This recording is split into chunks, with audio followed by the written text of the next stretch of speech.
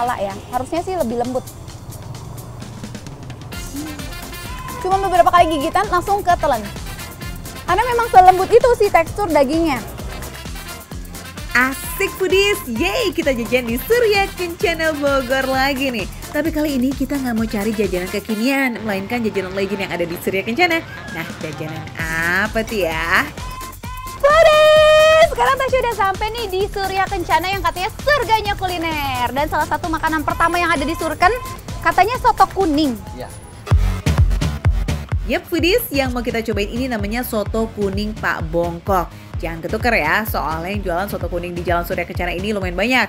Namanya juga kuliner otentik Bogor, ya nggak? Jadi banyak nih emang yang ngejual.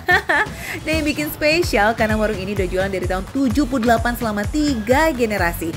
By the way, sistem makan di sini wajib pilih sendiri isian sotonya ya. Mirip buffet resto gitu foodies. Cislah Tasya, kamu mau pilih apa aja nih? Ini sengkel karena ada urat-uratnya. ada lemak-lemaknya gitu, ada urat-uratnya. Terus Ini daging kepala. ini daging kepala. Daging kepala ini enak, biasanya lebih lembut ya. Dia kayak lidah, gitu. Enggak keras. Wih, lebih lembut, foodies. Terus ini apa nih Pak? Kikil. Mau dong kikil boleh ya Pak? Boleh. Tuh, kasih lemak-lemak dikit. Loh, kok jadi banyak banget yang ngambilnya? Kalap ya? Dan dibikin unik lagi nih foodies, meski gerobak sederhana kayak begini, tapi pilihan dagingnya cukup lengkap. Sampai otak sapi pun di sini juga ada. Jadi dipotong-potong sesuai selera aja, bisa jadi 6 atau jadi 4. Tasya bikin jadi 6 aja ya, biar kecil-kecil dan gampang dimakan. Sip, kalau semua daging udah terpotong-potong kayak begini nih, langsung pindahin ke mangkok buat diracik-cicik dengan bumbu, and of course diguyur pakai kuah soto kuningnya ya. Wih, mantap. Jadi ini semeriwing asap-asapnya langsung mengantarkan aromanya loh. Kecap manis. Saya pikir liatin senyum Bapak juga udah cukup manis ya Pak ya. Kegoda dikit nggak ngaruh lah ya Pak, tetap harus fokus ngeracik sotonya. Biar bisa memikat hati Neng Tasya dan juga foodies-foodies yang nonton nih. Oh foodies, lihat deh, ternyata di dalam si kuah kuningnya itu juga ada rempah-rempah. Karena memang makanan Indonesia tuh kaya akan rempah. Ada apa aja nih Pak, boleh dikasih tahu nggak? Daun sereh. Daun sereh, terus ini laja dan Sama kemangi. oh biar wangi. Pantesan pas Tasya buka tadi wanginya langsung semeriwing. Sip deh, sotonya udah ready nih buat ditakis. Nah, sebelum kuah sotonya dingin, sedingin sikap doi ke kamu ya kan? Skoy, langsung aja kita habek yuk. Foodies, lihat nih, ini sih definisi dari berkelimpahan daging. Wah, tidak lupa nih, Tasya juga udah siapin temennya. Ada nasi, gak cuma nasi, ternyata di sini juga ada beberapa pilihan menu lainnya kayak perkedel sama additional emping ya kalau mau tambahan emping. Untuk nasinya, foodies juga bisa pilih nih, mau yang dibungkus pakai kertas nasi biasa atau yang dibungkus daun pisang. Wah, jaminan kalau nasi kamu jadi makin wangi nih.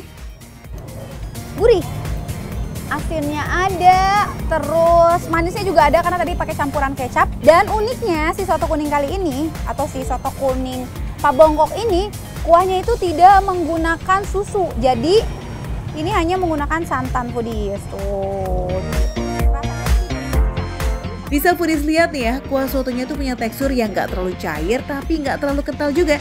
Jadi gurihnya santan nggak akan bikin kamu enek kalau makan satu porsi. Selain gurih, rasa khas dari rempah-rempahnya juga cukup strong loh. Ini nih yang bikin soto kuning ala Pak Bongkok ini tetap dijadiin idola sama fans-fansnya. Cakep bener. Sekarang kita coba perdagingan. Ada yang bisa tebak ini daging apa? Iya, ini daging apa? Ini daging bagian kepala ya. Harusnya sih lebih lembut.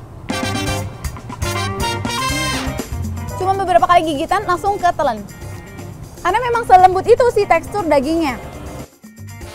Padahal daging kepala ini cukup tricky loh foodies. Yes, ini untuk masaknya nggak bisa sembarangan. Daging kepalanya itu bisa lembut foodies dan nggak bau amis sama sekali loh.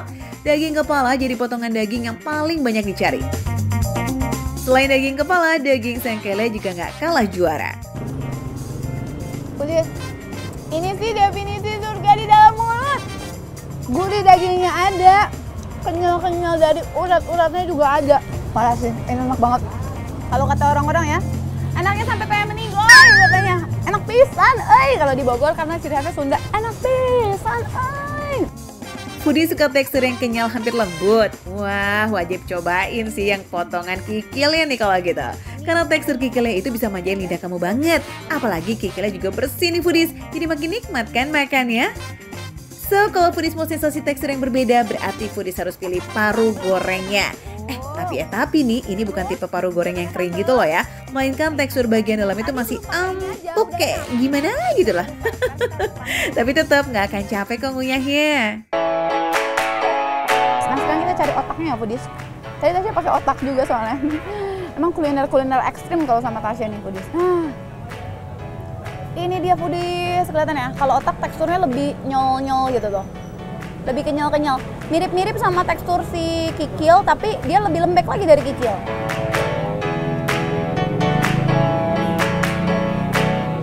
Foodies enak loh. Terus, kerennya lagi di soto kuning Pak Bongkok ini, dia nggak bau. Karena ada beberapa orang yang kalau misalnya ngolah daging, entah itu sapi atau kambing, itu ada bau khasnya sendiri. Tapi ini benar-benar nggak bau loh.